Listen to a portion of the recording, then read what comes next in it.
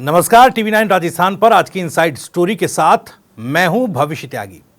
लंबे वक्त से राजस्थान की राजनीति में एक सवाल जस का तस बना हुआ है जिसका जवाब अभी तक नहीं मिल पाया। सवाल ये कि क्या बाबा किरोड़ी कैबिनेट में वापसी कर रहे हैं।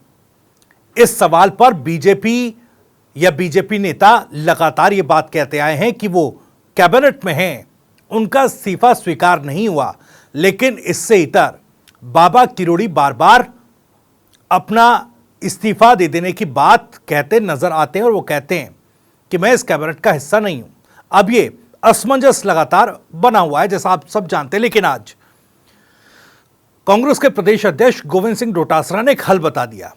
उन्होंने कहा कि लॉटरी सिस्टम से सरकार को इस बात का फैसला कर लेना चाहिए कि किरोड़ीलाल मीणा इस कैबिनेट में हैं या नहीं, उनका इस्तीफा स्वीकार हुआ है या नहीं। दरअसल उन्होंने अपने वक्तव्य में कहा कि एक घड़े में दो पर्ची बनाकर डाल लीजिए जिसमें एक पर्ची पर लिखा हो कि इस्तीफा स्वीकार किया जाता है और एक पर्ची पर लिखा हो इस्तीफा अस्वीकार किया जाता है। और उसके बाद इस घड़े से पर्ची चुनकर यानी लॉटरी के आधार पर किरोड़ीलाल मीणा पर सरकार फैसला ले सकती है। सुनिए पहले क्या कुछ कहा है गोविंद सिंह डोटासरा साहब ने, उसके बाद आगे बढ़ते हैं। एक घड़े में दो पर्ची, एक किरोड़ी मंत्री इस्तीफा स्वीकार और एक अस्वीकार, दो पर्ची डाल लें, किसी से भी निकलवा लें और इस्तीफा स्वीकार तो स्वीकार हो जाए और अस्वीकार तो अस्वीकार होकर वो काम करे। ये क्या बात हुई कि भाई आज प्रदेश का मुखिया एक मंत्री के बारे में हाँ या ना में फैसला नहीं कर पा रहा है तो फिर फैसला करेगा कौन? इसीलिए हम कहते हैं कि ये पर्ची सरकार है। तो देखिए, गोविंद सिंह डोटासरा ने सीधे तौर पर भजनलाल सरकार पर निशाना साधते हुए एक बार फिर ये बता दिया कि देखिए राजस्थान की सरकार कितनी कमजोर सरकार है कि अपने एक मंत्री के इस्तीफे के फैसले पर या उनके इस्तीफे पर कोई ये फैसला सरकार नहीं ले पा रही है। उन्होंने फिर से कह दिया कि देखिए दिल्ली से पर्ची से यह सरकार चलती है, इसीलिए उन्हें किरोड़ीलाल मीणा के इस्तीफे पर भी फैसला पर्ची से ही करना चाहिए। अब देखिए, राजस्थान में एक तरफ उदयपुर चाकूबाजी जिसमें एक छात्र की मौत हो गई है, उसके बाद से तनाव बना हुआ है। सांप्रदायिक तनाव जो है उदयपुर में है। चप्पे चप्पे पर वहां पर पुलिस और फोर्स को तैनात किया गया है ताकि कोई भी ऐसी घटना ना हो जिससे कानून व्यवस्था के साथ कोई खिलवाड़ हो। लेकिन दूसरी तरफ राजनीति में एक बार फिर से उस सवाल को गोविंद सिंह डोटासरा ने जिंदा कर दिया कि क्या किरोड़ीलाल मीणा इस कैबिनेट का हिस्सा हैं या नहीं, या उनका इस्तीफा स्वीकार हुआ है कि नहीं हुआ है। दरअसल देखिए, आने वाले समय में 6 सीटों पर उपचुनाव होने हैं। अभी राज्यसभा का भी चुनाव है और इस चुनाव को देखते हुए बीजेपी मंथन मोड में है। उपचुनाव की एक सीट पर किसको पार्टी राज्यसभा भेजेगी, इस पर अभी नाम फाइनल नहीं हुआ है। जब मैं ये इनसाइड स्टोरी आपको बता रहा हूं उस वक्त भी दिल्ली में भी इस बात को लेकर मंथन चल रहा है। साथ ही साथ उपचुनाव का जब जिक्र, माफ कीजिएगा, राज्यसभा चुनाव का हमने जिक्र किया, उपचुनाव की एक चुनौती भी बीजेपी के सामने है।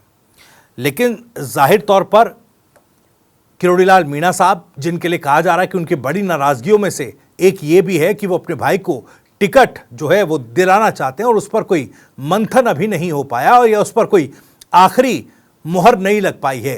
किरोड़ीलाल मीणा साहब अपने भाई जगमोहन मीणा के लिए टिकट की मांग कर रहे हैं। इस तरह की खबरें जो हैं अंदर खाने हैं। लेकिन सवाल ये उठ रहा है कि जब किरोड़ीलाल मीणा साहब ने आपदाग्रस्त इलाकों में, बाढ़ग्रस्त इलाकों में दौरा किया था, उस वक्त उनके साथ सिक्योरिटी भी मंत्री के लिहाज से नजर आई थी।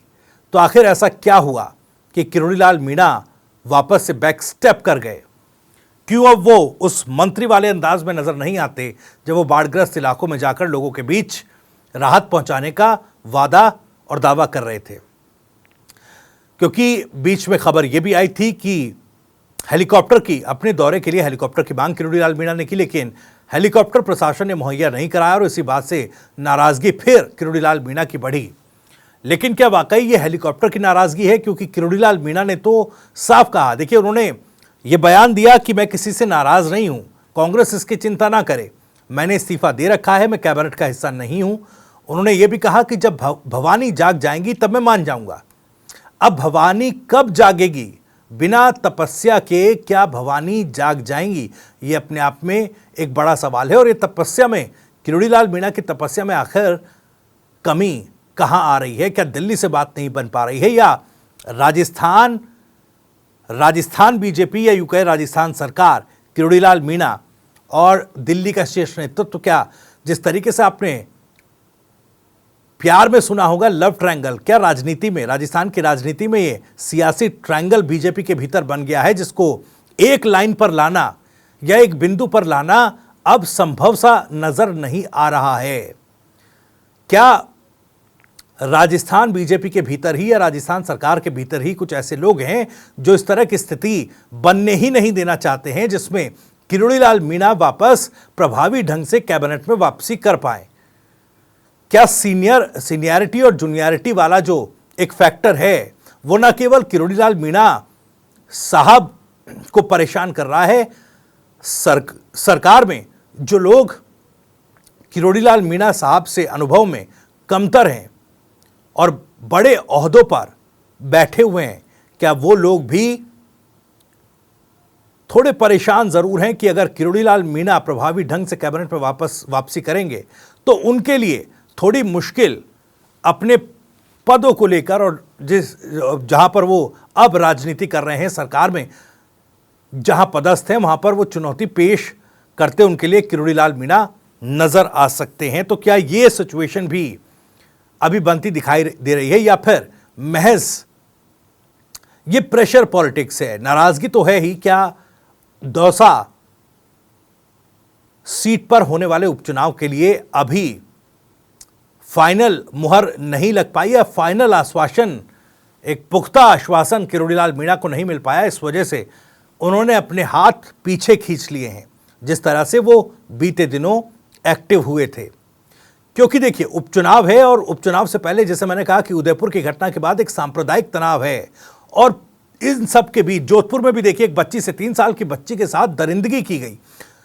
तो कानून व्यवस्था को लेकर तो सवाल उठ रहे हैं, लेकिन एक सांप्रदायिक तनाव की स्थिति बन रही है, जो सांप्रदायिक तनाव की स्थिति कहीं ना कहीं राजनीतिक लिहाज से कांग्रेस पार्टी के लिए भी बेहतर नहीं है। और उपचुनाव से पहले अगर सांप्रदायिक तनाव के बीच चुनावों में कांग्रेस पार्टी को जाना पड़ेगा तो इसका नुकसान कांग्रेस पार्टी को उठाना पड़ सकता है, ये वो अच्छी तरीके से जानती है। तो क्या कांग्रेस अब पूरा फोकस इस बात पर कर रही है कि सरकार पर हमले तेज किए जाएं? आपको याद होगा बीते दिनों सचिन पायलट ने भी किरोड़ीलाल मीणा के सवाल पर कहा था कि बीजेपी उन्हें दिल से नहीं मना रही है, अगर दिल से मनाएगी तो किरोड़ीलाल मीणा मान जाएंगे। अब दिल से मनाने के पीछे जो बात सचिन पायलट ने कही, इसके पीछे क्या छिपा है? क्या दिल से मनाने की बात में दौसा सीट पर होने वाले उपचुनाव का टिकट छिपा है?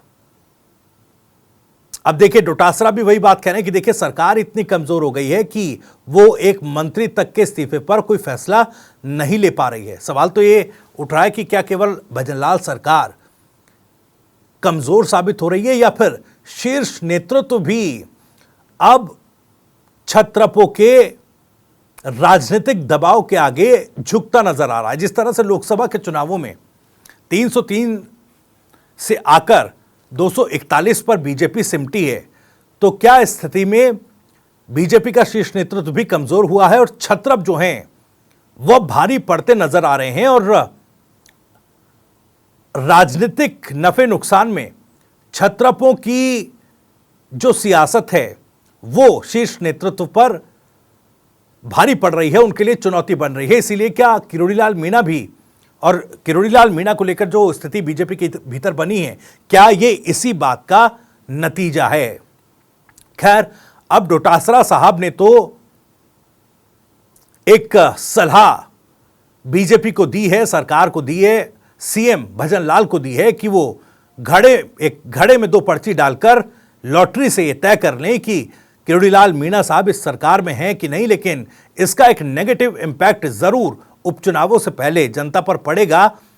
और पर्ची की सरकार के आरोप लगा करके डोटासरा साहब उपचुनावों से पहले कितना माहौल कांग्रेस के लिए तैयार कर पाएंगे, ये भी अपने आप में सवाल है। लेकिन आखिर किरोड़ी लाल मीणा साहब के इस्तीफे पर फैसला कब होगा, ये भी अपने आप में एक सवाल है। इन्हीं सवालों के साथ आज इनसाइड स्टोरी में इतना ही। ये जानकारी और वीडियो आपको पसंद आया हो तो वीडियो को लाइक करें, ज़्यादा से ज़्यादा शेयर करें। आप भी इस मामले पर कुछ कहना चाहते हैं तो कमेंट बॉक्स आपके लिए खुला हुआ है। अपनी बात, अपना सवाल, अपनी राय आप कमेंट बॉक्स के जरिए हम तक पहुंचा सकते हैं। राजस्थान से जुड़ी और भी तमाम खबरों को सबसे पहले जानने के लिए सब्सक्राइब जरूर कर लीजिए। TV9 राजस्थान। नमस्कार।